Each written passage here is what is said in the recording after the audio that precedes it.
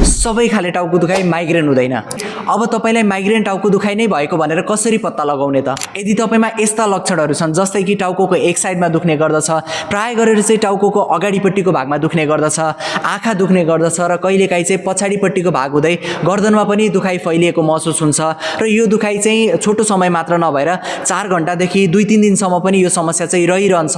धेरै हो हल्ला सहनै सकिँदैन, उज्यालो देखेपछि डर लाग्छ, चक्कर आउने गर्छ, त्यस्तै गरेर चाहिँ भोक नलाग्ने, बान्ता हुने जस्ता समस्याहरू देखिने गर्दछ। आँखा रातो हुँदै जान्छ र तपाईको मुटुको चाल, मुटुको धड्कन पनि एकदमै धेरै बढ्ने सम्भावना हुन्छ, ब्लड प्रेसर बढ्ने गर्दछ र सासाना कुराहरूमा पनि त्यो अनावश्यक तरिकाले चाहिँ झनक्क रिस उठ्ने गर्दछ।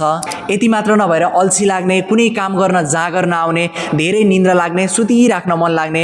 त्यसै गरेर चाहिँ यदि तपाईँ चाहिँ महिला हुनुहुन्छ, फिमेल हुनुहुन्छ भने चाहिँ पिरियड सुरु हुनभन्दा केही दिन अगाडिदेखि चाहिँ यस्ता लक्षणहरू देखिने गर्दछ। पिरियड्सको बेलामा पनि यी यस्ता लक्षणहरू देखिने गरेको छ।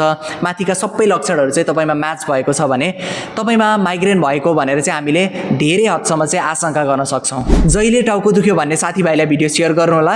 यसको